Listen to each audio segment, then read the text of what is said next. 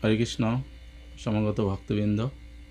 তো আজকের খুবই গুরুত্বপূর্ণ একটি তিথি, খুবই শুভ এবং আমাদের এই বৈষ্ণব জগতের যিনি কর্ণধার, বৈষ্ণব জগতের আমরা যে মহাপ্রভুর বাণী শ্রীল প্রভুপাদের মাধ্যমে আমরা এই গ্রহণ করার সুযোগ পেয়েছি। তো আমরা যদি এই চারি যুগে চারি ধর্ম জীবের কারণ, কলিযুগে ধর্ম হয় নাম সংকীর্তন। তো শ্রী চৈতন্য মহাপ্রভু যে আবির্ভাব হয়েছেন এবং চৈতন্য মহাপ্রভুর যে এই হরিনাম সংকীর্তন, এই ধারা যে প্রবাহিত হয়েছে, সেই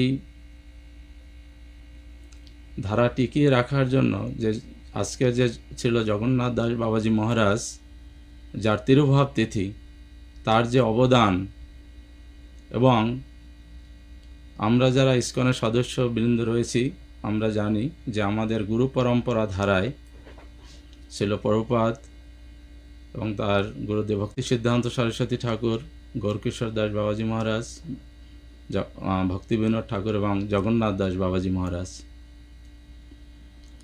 তো আমাদের এই গুরু পরম্পরার এই পদ্ধতি আমাদের সবসময় আমাদের অল্টারে থাকে। তো শ্রী চৈতন্য মহাপ্রভু, যিনি স্বয়ং কৃষ্ণ, তিনি আবির্ভাব হয়েছিলেন 1486 খ্রিস্টাব্দে এবং তিনি অপরকাট হন 1534।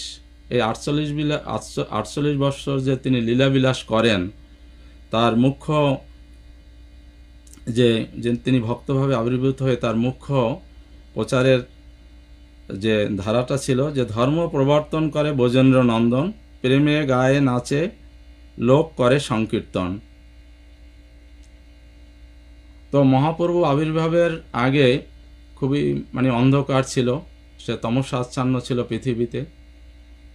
তো মহাপ্রভু সেই যে আবির্ভাবের আগে এবং মহাপ্রভুর অপ্রকাট হওয়ার পরে আপনারা সবাই জানেন যে গোস্বামী বৃন্দ, স্বরগোস্বামী, এখানে যারা মহাপ্রভুর এই ভাবধারা প্রচার করেছেন এবং মহাপ্রভুর ইচ্ছায় তারা এই হরিনাম সংকীর্তন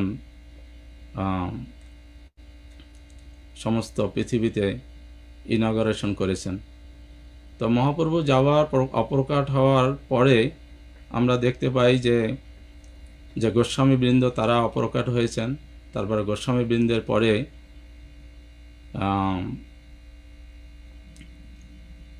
যে শ্যামানন্দ প্রভু, শ্রীনিবাস আচার্য, নরোত্তম দাস ঠাকুর, তারা অপ্রকাট হয়েছেন। তারপরে বলদেব বিদ্যাভূষণ,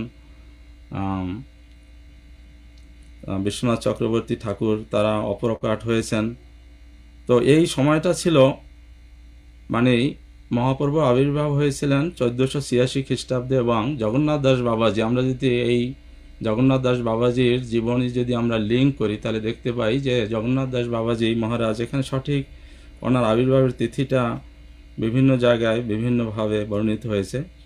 কোনো কোনো পুস্তকে পাওয়া যায় 1776 খ্রিস্টাব্দে তিনি আবির্ভাব হয়েছেন, আবার কোনো কোনো জায়গায় 1750। এই সময়ের ভিতরে যে মহাপ্রভুর পার্শ্বদরা সবাই একে একে চলে যান, কিন্তু যখন জগন্নাথ দাস বাবাজি মহারাজ যখন আবির্ভাব হন, তখন তার আগে থেকে মহাপ্রভুর এই যে পার্শ্বদের অপ্রকাটের পরে তার আগে থেকে অপর সম্প্রদায়গুলা যে কিভাবে অন্ধকারের ভিতরে অন্ধকারের নিমজ্জিত হয়েছিল, এবং সেই অপর সম্প্রদায়গুলো সম্পর্কে আমাদের সবসময় ছিল প্রভুপাদ সতর্ক করেছেন যে সেই অপর সম্প্রদায়গুলো কি ছিল, যে আউল বাউল, কর্তা ভজা, নেড়া দরবেশ সাই, অতিবাড়ি চূড়াদারি, গৌরাঙ্গ নাগরী, তথা কহে এই 13 সঙ্গ নাহি করি। কিন্তু এই অপর সম্প্রদায়ের বিরুদ্ধে আমরা দেখতে পাই যে ভক্তি বিনোদ ঠাকুর কিভাবে সংগ্রাম করেছেন। তাই ভক্তি বিনোদ ঠাকুর 1800 খ্রিস্টাব্দে জগন্নাথ দাস বাবাজি মহারাজের সাথে সাক্ষাৎ করেন। তো আমরা যদি এই সময়ের ব্যবধানটা যদি আমরা এখানে দেখতে পাই, তো জগন্নাথ দাস বাবাজি মহারাজ ছিলেন মানে 150 বছর এই পৃথিবীতে তিনি লীলাবিলাস করেছিলেন। তো জগন্নাথ দাস বাবাজি মহারাজ সেই 1880 খ্রিস্টাব্দের আগে যে উনি যে কত বড় একজন শুদ্ধ বৈষ্ণব এবং সিদ্ধ বাবাজি ছিলেন। জগন্নাথ দাস বাবাজি বৈষ্ণব সার্বভৌম বলা হয় তাকে, অর্থাৎ সিদ্ধ বাবাজিদের মধ্যে তিনি ছিলেন সর্বশ্রেষ্ঠ। এবং তার পরম্পরা ধারা যদি আমরা দেখতে পাই, যে বলদেব বিদ্যাভূষণের যে ধারা থেকে আর কি জগন্নাথ দাস বাবাজি মহারাজ তিনি এসছেন। বলদেব বিদ্যাভূষণ এর শিষ্য ছিল উদ্ধব দাস বা উদ্ধর দাসও বলা হয়, এবং তার শিষ্য ছিল উদ্ধব দাস। আর উদ্ধব দাসের শিষ্য ছিল মধুসূদন দাস বাবাজি মহারাজ। আর এই মধুসূদন দাস বাবাজি মহারাজের মানে প্রধান শিষ্য হলে জগন্নাথ দাস বাবাজি মহারাজ। জগন্নাথ দাস বাবাজি মহারাজ আমরা জানি যে টাঙ্গাইলে, ময়মনসিংহের টাঙ্গাইল জেলায় তিনি জন্মগ্রহণ করেছিলেন, কিন্তু পরবর্তীতে তিনি খুব তাড়াতাড়ি ব্রজধামে তিনি চলে যান। তার জীবদ্দশায় তিনি 60 বছর ব্রজধামে ছিলেন, বৃন্দাবনে, এবং আর বাকি 60 বছর ছিলেন তিনি নবদ্বীপ ধামে। কিন্তু তার এই ভজনের মধ্যে তিনি এখানে মানে আমরা যে তথ্য পাই, 3 মাস তিনি থাকতেন নবদ্বীপে, আবার 3 মাস তিনি ব্রজধামে তিনি থাকতেন। তো এইভাবে তিনি মানে মানে জগন্নাথ দাস বাবাজি মহারাজ তিনি ব্রজধাম এবং ব্রজধাম এবং নবদ্বীপ ধাম, এই 2 ধামের সবসময় তিনি যাতায়াত করতেন। কিন্তু সবসময় তার যে অলৌকিক যে অলৌকিক জীবন চরিত্রের ভিতরে আমরা দেখতে পাই তিনি সবসময় নাম শুধায় তিনি নিজের জীবনকে তিনি অতিবাহিত করতেন। তার জীবন প্রণালী ছিল খুবই অলৌকিক, মানে তাকে বলা যায় তিনি অযাচিত জীবন যাপন করতেন। অযাচিত জীবন যাপন মানে তিনি কোনো মেঘে তিনি খেতেন না। যদি কোনো সময় মানে কাউকে, যেমন আমরা মাধবেন্দ্র পুরীর ক্ষেত্রে আমরা দেখতে পাই যে তিনি অযাচিত জীবন যাপন করতেন, তো মাধবেন্দ্র পুরীর মতো আমাদের জগন্নাথ দাস বাবাজি মহারাজ ওইভাবে জীবন যাপন করতেন। এবং তিনি এইভাবে ব্রত করতেন যে একবার মানে নামের প্রতি তার যে মানে নামের প্রতি তার যে রুচি এবং নামকে তিনি যে কত প্রাধান্য দিয়েছেন এই কলিযুগে, তিনি একবার এরকম 3 দিন এক নাগারে তিনি নাম জপ করতেন এবং তার ভিতরে তিনি কিছুই গ্রহণ করতেন না। আবার তিনি সংকল্প করতেন যে তিনি 11 দিন তিনি মানে এক নাগারে তিনি নাম জপ করবেন, তার ভিতরে কারোর সাথে তিনি কোনো বাক্য বিনিময় করবেন না। তারপর তিনি একবার সংকল্প করলেন যে হরিদ্বার, এখানে আমরা মানে এই ওনার জীবনী চরিত্রে আমরা দেখতে পাই যে তিনি ওখানে যান, 3 মাস তিনি ওখানে কন্টিনিউয়াস তিনি নাম যজ্ঞ করবেন। তো 3 মাসের ভিতরে তার ব্রত ছিল 3 মাস, কিন্তু 2 মাস জপ করার পরে তার সেবক ছিল যে বিহারীলাল দাস বাবাজি, তার সাথে একবার যখন কথা বলেন তখন বলেন যে না, আমার ব্রত ভেঙে গেছে, আমি আবার নতুন করে ব্রত শুরু করি। এইভাবে তিনি কঠিন, অর্থাৎ তার যে অস্টিয়ার লাইফ। তো আমরা এই যে বৈষ্ণবদের জীবন চরিত্র আমরা আলোচনা করি, আমরা আলোচনার মাধ্যমে তাদের যে আদর্শ, এটা আমাদের গ্রহণ করাই হলো আমাদের ভক্তি জীবনের চাবিকাঠি। আমরা তাদের সঙ্গ আমরা পাইনি, কিন্তু আমরা তাদের আলোচনার মাধ্যমে আমরা যদি তাদের সমাধিস্থল যদি দর্শন করতে পারি তাহলে আমাদের সেটা সেই সৌভাগ্য আমাদের অনেক সময় হয় না। কিন্তু ওনাদের যে ক্রিয়াকলাপ, ওনাদের যে লীলা, এর মাধ্যমে কি হয়, আমরা তাদের পদাঙ্ক আমরা অনুসরণ করতে পারি এবং আমরা আমাদের জীবন ভক্তিপথে আমরা উন্নয়ন লাভ করতে পারি। তো জগন্নাথ দাস বাবাজি মহারাজের অলৌকিক অনেক কাহিনী রয়েছে এবং তার জীবন চরিত্র, তার যে লীলাবিলাস বিশাল। তার ভগবানের একজন শুদ্ধ ভক্ত, যেন ভগবানের মতোই তার অলৌকিক কার্যকলাপ। তো জগন্নাথ দাস বাবাজি মহারাজের যে সবচেয়ে যে বড় অবদান, তার যদি আমরা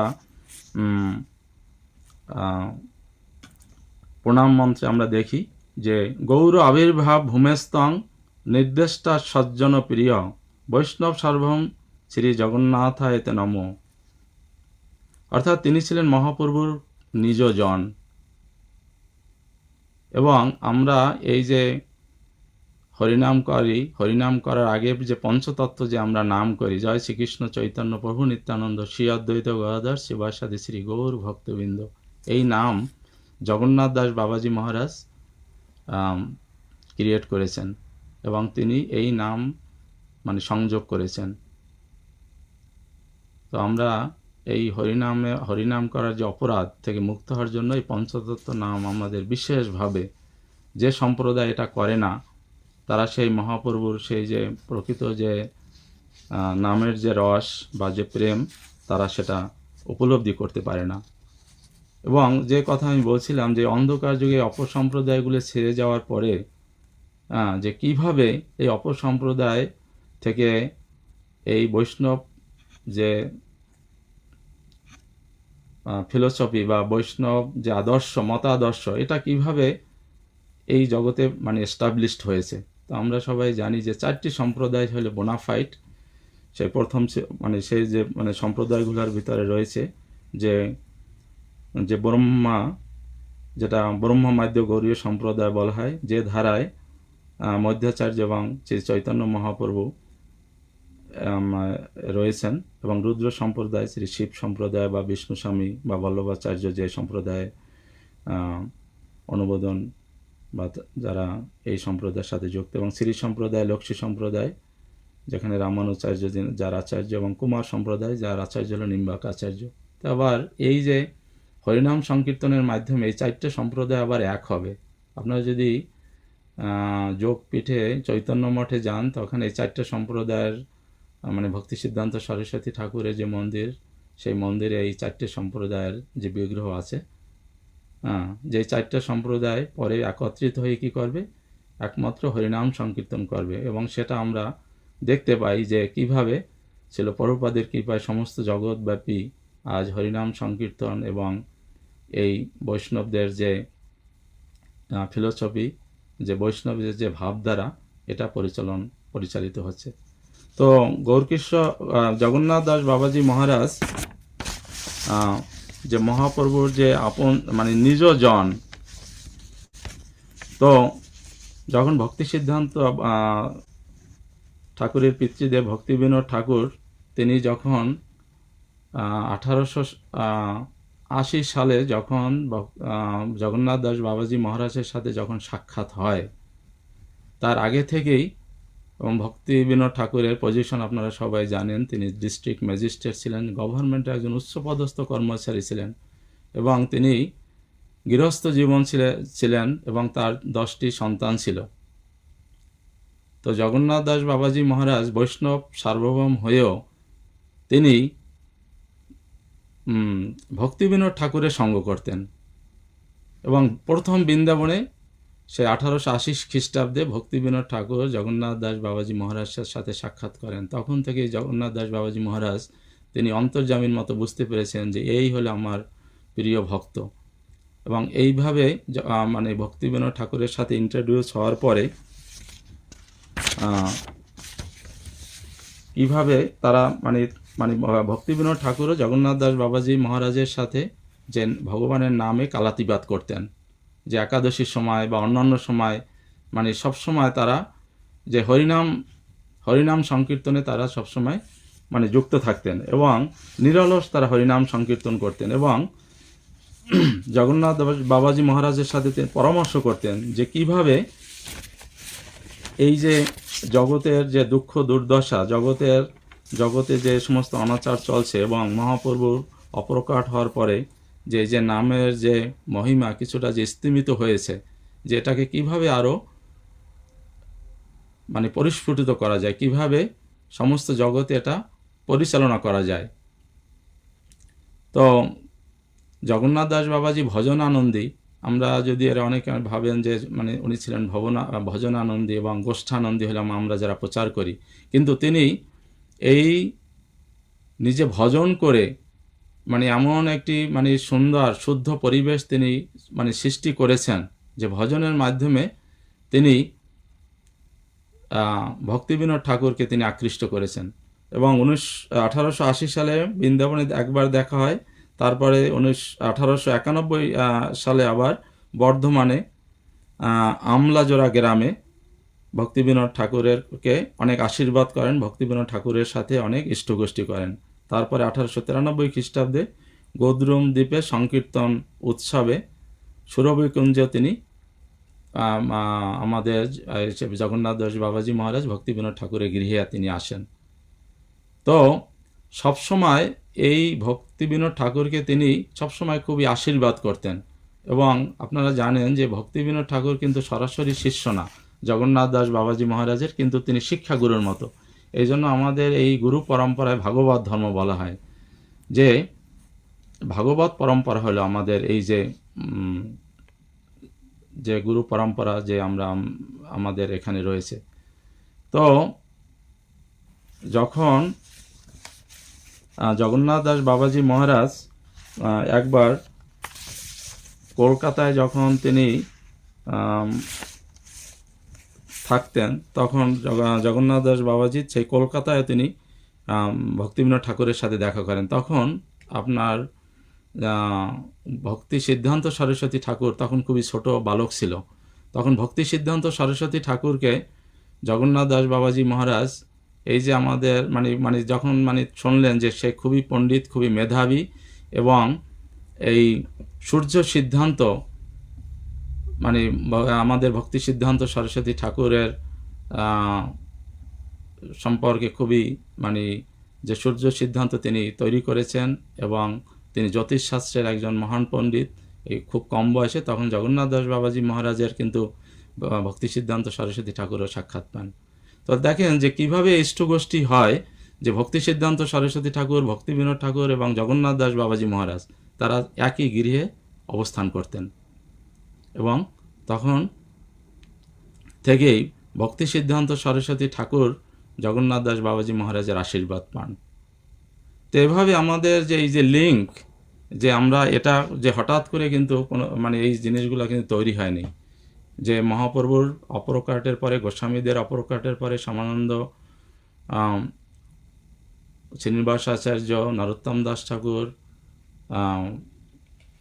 বলদেব বিদ্যাভূষণ, বিশ্বনাথ চক্রবর্তী ঠাকুর, এদের অপরকাটের পরে যে অন্ধকার যুগ থেকে কিভাবে এই নাম সংকীর্তনটাকে সমস্ত জগৎব্যাপী একটা সিস্টেমের মাধ্যমে প্রচার করা যায়, এই ব্যাপারে জগন্নাথ দাস বাবাজি মহারাজের অনেক আশীর্বাদ ভক্তিবিনোদ ঠাকুরকে দিয়েছেন। এবং সেই অনুযায়ী পরবর্তীতে আমরা দেখতে পাই যে ভক্তি সিদ্ধান্ত সরস্বতী ঠাকুর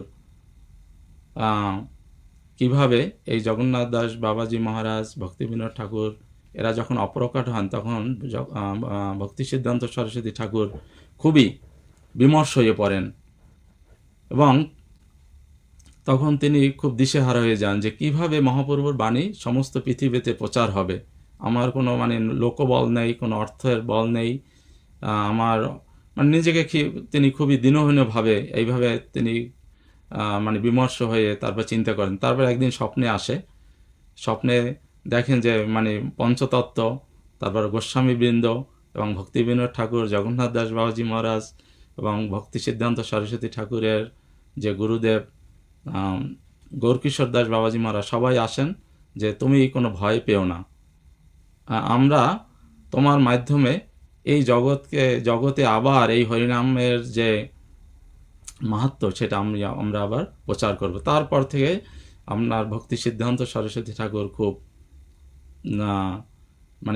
খুবই উৎসাহিত হলেন, এবং তিনি তখন আবার এই হরিনাম সংকীর্তন বা এই যে তিনি যেভাবে প্রচার করলেন, যে প্রচারের ধারাটা আপনারা সবাই জানেন, যে তিনি একবার আমরা যখনই জগন্নাথ দাস বাবাজি মহারাজের এই জীবনী আলোচনা করব, যে এই হরিনাম সংকীর্তন, আপনারা জানেন যে তিনি একবার 100 কোটি নামের আম, প্রতিজ্ঞা করেছিলেন এবং 100 কোটি নাম নিতে 9 থেকে 10 বছর লেগেছে। তো জগন্নাথ দাস বাবাজি মহারাজ যেভাবে মানে একনিষ্ঠভাবে তিনি যেভাবে এই 24 ঘন্টা তিনি নাম করতেন, তো আমাদের ভক্তি সিদ্ধান্ত সরস্বতী ঠাকুর সেটা করেছেন এবং ছিল প্রভুপাদও তাই করতেন। তো জগন্নাথ দাস বাবাজি মহারাজের আহ, যে মানে খুবই সাধারণভাবে তিনি জীবনযাপন করতেন এবং তার যে কতগুলো অলৌকিক কাহিনী আমরা সবসময় শুনে থাকি, দু একটি অলৌকিক কাহিনী বলবো। তো একটি অলৌকিক কাহিনী হলো, তিনি একবার উম, এবং আপনারা জানেন যে বিহারীলাল দাস বাবাজি তার যে শিষ্য, তাকে যেহেতু তিনি অনেক বৃদ্ধ হয়েছেন, তিনি আহ, আমাদের দেশে এটাকে কি বলে যে সা- মানে বাঁশের যে সাজি বা ওটাকে কি বলে যে ঝাঁকা ঝাঁকায়, বলতে হ্যাঁ প্রভু, পারেন। আরে ঝাঁকা বলতে পারেন, ঝাঁকা। হ্যাঁ ঝাঁকায় নিয়ে আর কি চলতেন। কিন্তু জগন্নাথ দাস বাবাজি মহারাজ আহ, বিরুদ্ধ হলেও তিনি কিন্তু চোখে মানে খুবই পাওয়ার মানে চোখ যদিও অনেক সময় চোখের পাতা তাকে উল্টিয়ে তারপরে মানে মানে ইয়ে দেখাতে হতো, কিন্তু তিনি দেখতে পেতেন। মানে চোখের দৃষ্টিশক্তি ছিল খুবই প্রখর। তো জগন্নাথ দাস বাবাজি মহারাজের যে অলৌকিক কাহিনীর ভিতরে যেটা দেখা যায় যে অনেক সময় মানে একবার এক জমিদার যখন এইভাবে বিহারীলাল দাস বাবাজি মহারাজ নিয়ে চলতেন, তখন একটি পয়সা বা ওই সময় তো মানে কয়েন ছিল স্বর্ণের বা ওইরকম রূপার কয়েন যখন দিলেন, তখন কিছু দূর গিয়ে আবার বিহারীলালকে বলল যে তুমি আমাকে নিয়ে চলো। তারপর সেই কয়েনটা আবার সেই জমিদারকে আবার ফেরত দিলেন। বলে যে এই এই যে কয়েন, এটা খুবই ভারী লাগে আমার কাছে। মানে এনে বোঝাচ্ছে যে তুমি আমাকে একটা কয়েন, এটা আমি বহন করতে পারি না, তুমি কি করে, মানে ব্যবসায়ী মানুষ বা জমিদার, তার অনেক এরকম অর্থ আছে, তুমি কি করে এগুলো বহন করো। অর্থাৎ মানে বাবাজি মহারাজ বোঝাতে চাচ্ছেন যে বিষয়ের অন্ন খাইলে মলিন হয় মন, মলিন মন হইলে না হয় কৃষ্ণের স্মরণ। তো এ ব্যাপারে আমাদের খুবই সতর্ক থাকতে হবে। হ্যাঁ, যে আমরা অনেক সময় মানে উপবাস থাকতে পারি বা অনেক সময় আমাদের অর্থের অভাব হতে পারে, কিন্তু মানে এইভাবে অনেক বিষয়ীরা তারা কি করে যে অর্থ দিয়ে মনে করে যে আমি অনেক পুণ্য ক্রয় করব, কিন্তু জগন্নাথ দাস বাবাজি মহারাজ বিচার করে সেই অর্থতে কিন্তু তাকে ফেরত দিলেন। তো এই এই যে তার যে উম, মানে যে শিক্ষা, এটা সম্পূর্ণ মহাপ্রভুর মানে শিক্ষা, যে কিভাবে বিষয় মানে থেকে আমাদের দূরে থাকতে হবে।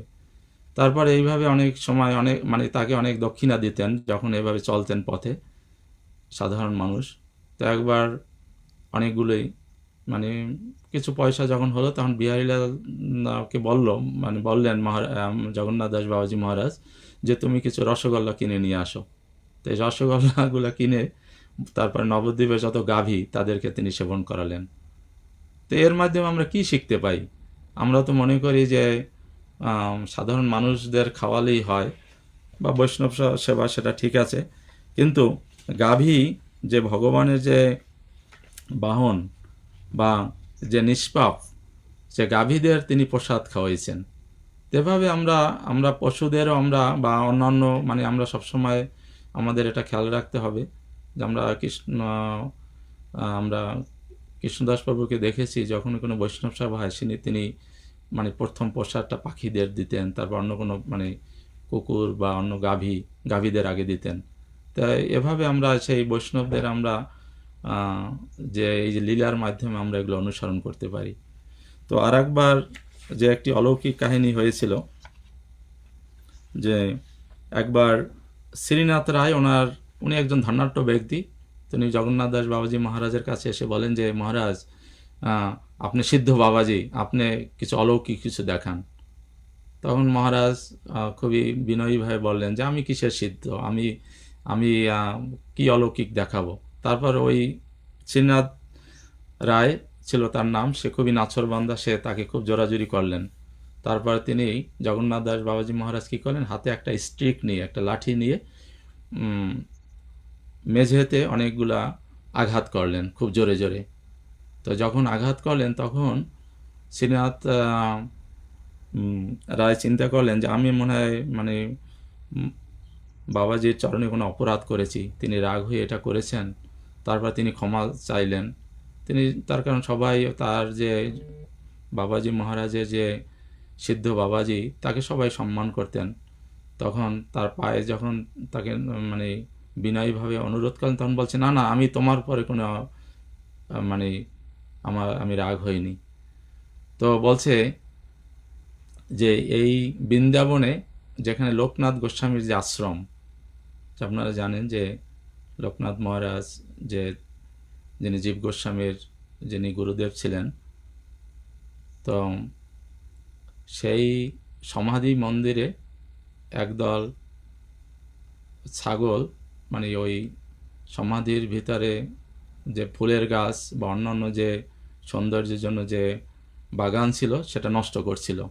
তো মহারাজ নবদ্বীপে বসে মানে লাঠি দিয়ে আঘাত করলেন, আর ওই বৃন্দাবন থেকে মানে সেই ছাগল ওখান দিয়ে সরে যায়। তখন শ্রীনাথ রায় কৌতূহল হয়ে বৃন্দাবনে উনি যোগাযোগ করলেন, বলছে যে হ্যাঁ, এই কিছু সময় আগে এই ছাগল মানে কি করেছিল, বাগান নষ্ট করেছিল। তো এই ঘটনা কিন্তু খুবই মানে অলৌকিক মনে হয় আমাদের কাছে, কিন্তু খুবই মানে সত্য ঘটনা যে একজন যে বাবাজি, তিনি অন্তর্দৃষ্টি দিয়ে সব কিছু তিনি দেখতে পেতেন। এবং বাবাজি মহারাজ এত নিষ্কিঞ্চন ছিলেন যে তার জীবদ্দশায় কিন্তু তার কোনো ছবি তুলতে দেওয়া হয়নি। এবং যে যে মহাপ্রভুর আবির্ভাব স্থলের যে উদ্ধার, এটা ভক্তিবিনোদ ঠাকুর জগন্নাথ দাস বাবাজি মহারাজের মাধ্যমে কনফার্ম করেছেন। তার কারণ ওই সময় নবদ্বীপের গঙ্গার পশ্চিম পার এবং পূর্ব পারে যারা মানে বিভিন্ন যে ব্রাহ্মণরা ছিল, তারা খুবই ঝগড়া করত এবং তারা মানে দাবি করত যে পশ্চিম পারেই হলো মহাপ্রভু জন্মস্থান, ওখানে অনেক মন্দির আপনারা এখনও দেখতে পাবেন। সেখানে কি হয়, তারা ব্যবসা করে। কিন্তু ভক্তিবিনোদ ঠাকুর খুব ব্যথিত হতেন। কিন্তু সুরভিকুঞ্জে তিনি ছাদের উপরে যখন মানে রাত্রিবেলা জপ করতেন, তখন সেই যোগপীঠে মহাপ্রভুর জন্মস্থানে সেখানে এক মানে মানে আলোক মানে ঝলকানি তিনি দেখতে পান। তারপর তিনি যখন ভক্তিবিনোদ ঠাকুর সেখানে যখন যান, তখন ওখানে যারা বেশিরভাগই পাশে মুসলমান ছিল, তারা বলল যে এখানে কোনো শস্য বা কোনো বাগানে কোনো কৃষিকার্য করা যায় না, এখানে শুধু তুলসী গাছ হয়। তখন ভক্তিবিনোদ ঠাকুর কনফার্ম করলেন যে এই জায়গাটাই হবে চৈতন্য মহাপ্রভু জন্মস্থান। তারপর জগন্নাথ দাস বাবাজি মহারাজকে তিনি ওই জায়গায় যখন নিয়ে আসলেন, তখন তিনি কুবজার মতো তার মানে তার শরীর খুবই মানে ক্ষীণ হয়ে গিয়েছিল, কিন্তু ওখানে তিনি উদ্দণ্ড নৃত্য কীর্তন করলেন। এবং তখন দেখা গেল তিনি যেন অজানুলম্বিত ভুজ কনকবদতৌ, মানে তার দেহ যেন মানে সেই মহাপ্রভুর মতো ওই রকম মানে অজানুলম্বিত ভজ মানে সেই মানে উদ্দণ্ড নৃত্য কীর্তন করলো। এবং তখন সবাই তখন অবাক হয়ে গেল যে কিভাবে জগন্নাথ দাস বাবাজি মহারাজ, যাকে ঝাঁকাই করে এভাবে মানে বহন করতে হয়, তিনি ওইখানে উদ্দণ্ড নৃত্য করলেন। তো এইভাবে মানে তিনি যে একজন মানে সিদ্ধ বাবাজি, তিনি যে একজন মহাপ্রভুর পার্শ্বদ, এবং তার মাধ্যমে কিন্তু এই যে চৈতন্য মহাপ্রভুর যে জন্মস্থান, সেটা কিন্তু উদ্ধার হয়। তো এভাবে জগন্নাথ দাস বাবাজি মহারাজের কাছে আমরা অনেক ঋণী, যিনি এই বৈষ্ণব ধারা মহাপ্রভুর যে ধারা তিনি সমস্ত জগতে তিনি যে প্রচার করেছেন। এবং এই প্রচারের সবচেয়ে যে গুরুত্বপূর্ণ যে বিষয়টি হলো, সেটা হলো যে হরিনাম কলিকালে নাম রূপে কৃষ্ণ অবতার, নাম হইতে হয় সমস্ত জগৎ নিস্তার। তো জগন্নাথ দাস বাবাজি মহারাজ নিজেও 24 ঘন্টা হরিনাম সংকীর্তন হরিনাম করতেন, এবং ভক্তিবিনোদ ঠাকুরও সেটা করে দেখিয়েছেন, ভক্তি সিদ্ধান্ত সরস্বতী ঠাকুরও করেছেন, এবং আমাদের ছিল প্রভুপাদও 24 ঘন্টা মানে নিজেকে মানে সম্পূর্ণ সেই জগন্নাথ দাস বাবাজি মহারাজের পদাঙ্ক অনুসরণ করে 24 ঘন্টার মধ্যে মাত্র 2 ঘন্টা তিনি বিশ্রাম করতেন, আর 22 ঘন্টা সে গ্রন্থ লিপিবদ্ধ এবং এই হরিনাম প্রচারে নিজেকে তিনি উৎসর্গ করেছেন। এবং এই যে কলিযুগের যে ধর্ম, নাম সংকীর্তন যস্য সর্ব পাপ প্রণাশনম, ভাগবতমের আপনারা শেষের শ্লোকে আপনারা দেখবেন, নাম সংকীর্তন যস্য সর্ব পাপ প্রণাশনম প্রণাম দুঃখ সমন্তম হরিং পরম। এই নাম সংকীর্তনের মাধ্যমে চৈতন্য মহাপ্রভুকে আমরা সন্তুষ্ট করতে পারি এবং জগন্নাথ দাস বাবাজি মহারাজের আমরা কৃপা লাভ করতে পারি। সেই নাম সংকীর্তন আমরা যেন খুবই মনোযোগ সহকারে, খুব শুদ্ধ সহকারে করার চেষ্টা করি। আমাকেও কৃপা করবেন। আপনারা এখানে যারা বৈষ্ণববৃন্দ রয়েছেন, আমি দেখি মনোনিমায়ের কমলমুখ প্রভু, অনিল চৈতন্য প্রভু, আমাদের সর্বমিত্র প্রভু, গৌরকৃষ্ণ প্রভুর নেতৃত্বে আপনারা খুব সুন্দরভাবে নাম সংকীর্তন করছেন। আমাকেও কৃপা করবেন। তো আমরা যদি শুদ্ধভাবে এই হরিনাম সংকীর্তন করতে পারি, দশবিধ নাম অপরাধ মুক্ত হয়ে, তাহলে আমরা এই যে জগন্নাথ দাস বাবাজি মহারাজের আমরা কৃপা আমরা লাভ করতে পারবো এবং তার কিঞ্চিত হলেও তার গুণ আমরা অর্জন করতে পারবো। আর আজকের আসলে এই জগন্নাথ দাস বাবাজি মহারাজের সাথে রসিকেন্দ্র প্রভুরও তিরোভাব তিথি। তো শ্যামানন্দ প্রভুর শিষ্য ছিল রসিকেন্দ্র প্রভু। জাস্ট আমি সংক্ষেপে দুই একটা লাইন বলবো। তিনিও খুবই শুদ্ধ বৈষ্ণব ছিলেন এবং তিনিও সবসময় হরিনাম সংকীর্তন মাধ্যমে কালাতিপাত করতেন এবং তার এত পাওয়ার ছিল ওই সময় জবনরা, যে হরিনামের যে পাওয়ার, হরিনামের যে মাহাত্ম্য এটা আপনারা আমরা বুঝতে পারি যে ওই জবনরা পর্যন্ত তাকে অনিষ্ট করার জন্য মস্ত হাতি পাঠিয়েছিলেন একবার। কিন্তু মস্ত হাতি প্রহ্লাদ মহারাজের মতো আমরা দেখতে পাই যে মস্ত হাতি তো প্রণাম করে তারপর চলে আসে। তো আপনার সেই রসিকেন্দ্র প্রভু তিনি ওই সময় অনেক জবনদেরও তিনি ভক্ত তৈরি করেছেন। তো রসিকেন্দ্র প্রভুর যে সমাধি, সেই সমাধিটা হলো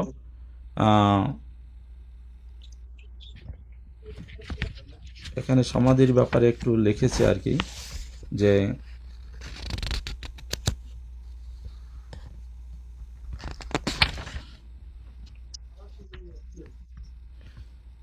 জাস্ট আমি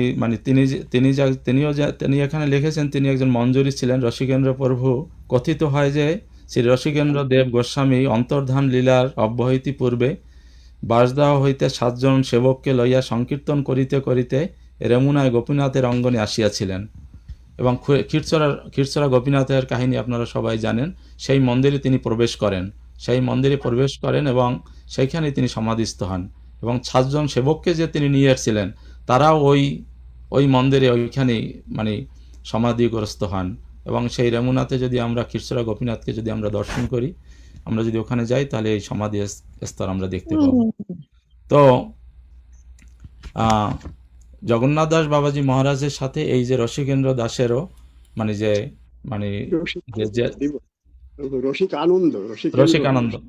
রসিকানন্দ, আবার আর এক জায়গায় দেখছি মুরারি এরকম লেখা আছে। তো একটা লিঙ্ক আছে যে শ্যামানন্দ প্রভুর শিষ্য হলো রসিকানন্দ প্রভু, রাইট? রসিকানন্দ গোস্বামী এবং রসিক মুরারি। তো তাদের সবারই উদ্দেশ্য ছিল এই হরিনাম সংকীর্তন এবং হরিনাম সংকীর্তনের মাধ্যমে মহাপ্রভুকে প্রতিষ্ঠিত করা এই কলিযুগের।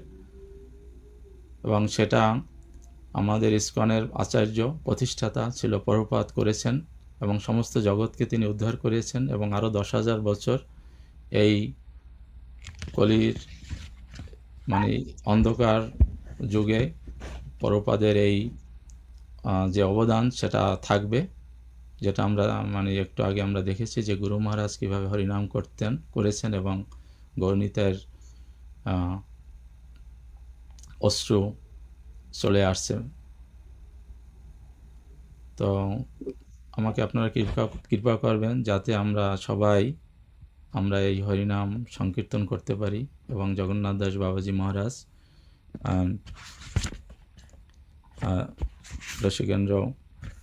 রসিকানন্দ দাস গোস্বামীর আমরা কৃপা আশীর্বাদ লাভ করতে পারি, যেটা ওনারা অবদান রেখেছেন এই হরিনাম সংকীর্তন।